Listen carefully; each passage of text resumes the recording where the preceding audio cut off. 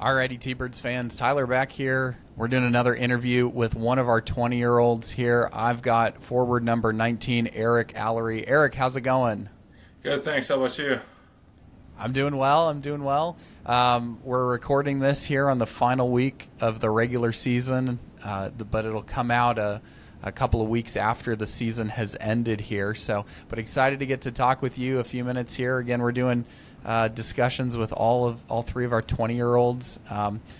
Would just love to hear your thoughts, kind of before we look back a little bit. Take us through this season and kind of your perspective on the season, on the highs, on the lows, and how it went, kind of finishing out your career in the WHL. Yeah, totally. No, so for me, it was kind of an overwhelming season. Having played 4 years in Moose Jaw and then getting traded to Seattle, it was a crazy start of the season for me. Getting to new Billis, new team, new arena, all that kind of stuff. But I think I adapted pretty good. The team was really nice to me, and as a team, I think we had high expectations for the season, and but we had so much adversity throughout the year. We had guys going down, getting injured, guys being called up, going to the World Juniors, missing some games for that, and just overall, we just couldn't get a fully healthy lineup. I think as a team, we had one period of our full lineup throughout the year. So it's tough when you can't get everybody healthy and ready to go. But I think just recently we've been on a hot stretch, and that's been due to our guys getting healthy. So yeah, not the way I wanted to end my career in the WHL for sure. But at the same time, like we battled and we gave everything we got. So yeah, I can ask for more for myself and from the team. And you guys are coming off of that final game. Well, not final game, but coming off the weekend, the big win at Climate Pledge versus Spokane. It's probably got to feel really good in the midst of missing out on the playoffs, on the postseason, the final season there. You guys have picked up some really big wins down the stretch, and you're certainly not limping to the end of the season. There's a really strong finish still taking place here.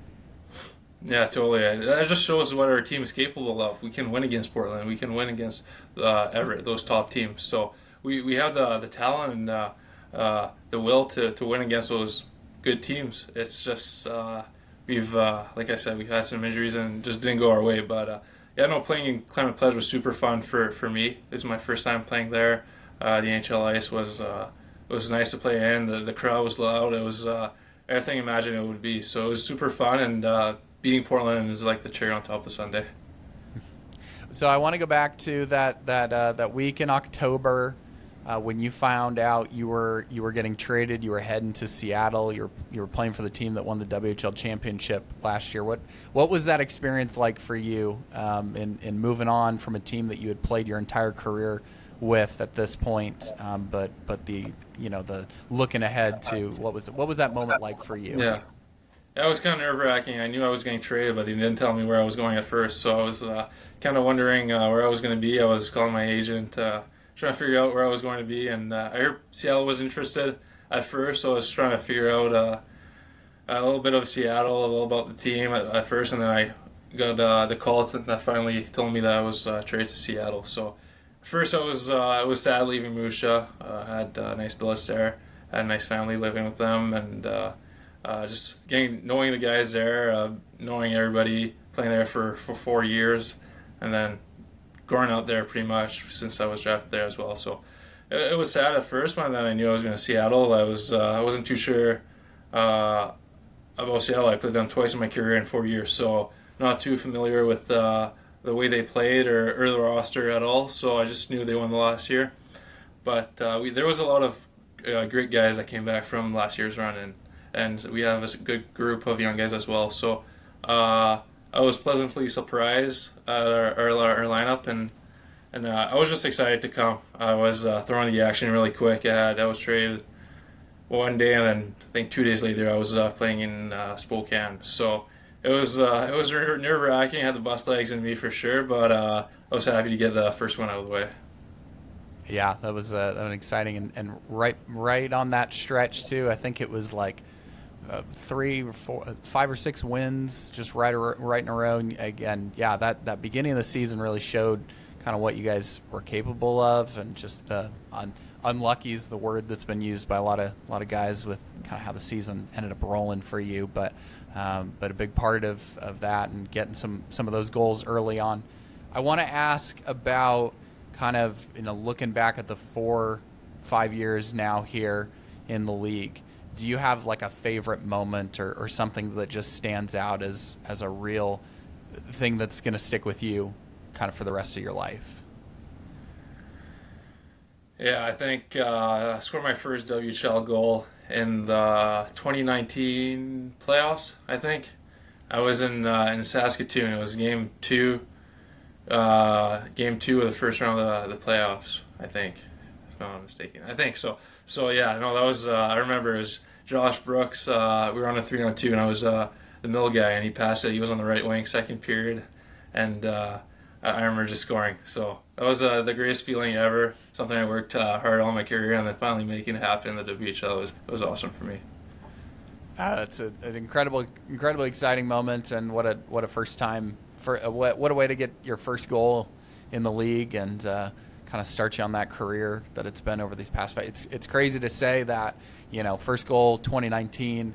It doesn't feel like it was that long ago, but that was 5 years ago now, and here you are, 20 years old, transitioning out and kind of starting at that next step. I want to ask, as you envision, I know it's hard here because we still got 3 games to go here, the final weekend of the season, and you guys are obviously dialed in and focused on that and finishing strong.